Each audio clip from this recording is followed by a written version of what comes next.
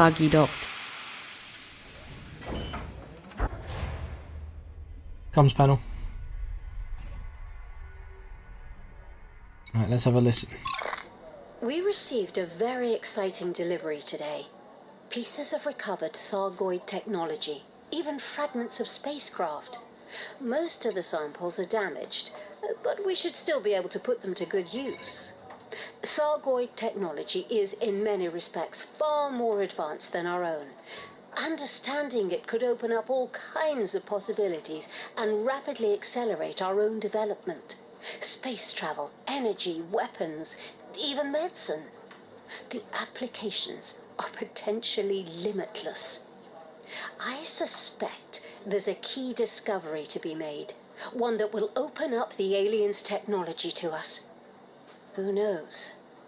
Perhaps I'll be the one to make it. But I'm getting ahead of myself. There's lots of work to be done before we can start popping champagne corks. I've given the research teams their assignments. Let's see what they can find out. Interesting. So they've definitely had Thargoid technology and researched it to a degree, but no signs there that they were looking to turn anything against them. Progress is slow, and much of what we knew about the Thargoids, or thought we knew, has had to be revised. But I suppose that's to be expected. We now have 12 active research projects focusing on a number of different areas. I find myself growing impatient with some of my colleagues. But that's the problem with being a perfectionist. I set high standards for myself, and I expect others to do the same. Okay. Again, nothing untoward there. 12 projects. Potentially almost any number of research bases of INRA scattered throughout the, presumably the bubble, to be honest. They wouldn't get too far further than that. I would hazard a guess at 13. One central control, one base for each project. But that's just a guess. They could have multiple bases for multiple projects. Who knows?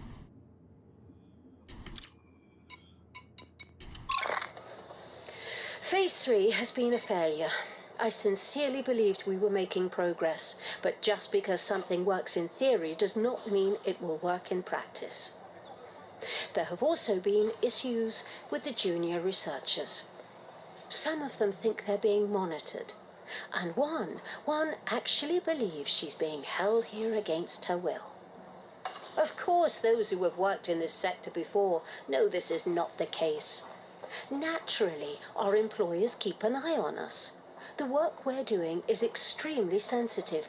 We're researching alien technology, after all. It's a question of security. Some people can find a conspiracy in anything. And some people buy the lies they're told by their superiors fairly easily. Some of them may well have been held there against their will. It wouldn't be the first time in human history that scientists have been working against their will or under duress.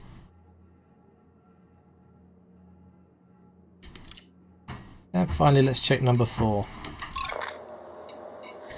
Our employers have become preoccupied with one of the research projects. Although I've repeatedly told them it's a dead end. It isn't even an official project. It's just something that one of the junior researchers cooked up in his spare time. He's a specialist in agricultural science, trying to wipe out famine or something. Apparently, he's created a biological agent that incapacitates the alien technology. Here we are, devoting millions of credits and countless hours to understanding this technology, and he's trying to destroy it. If it were up to me, I'd cut him from the project entirely. But our employers seem to think his work has merit. Interesting. So their employers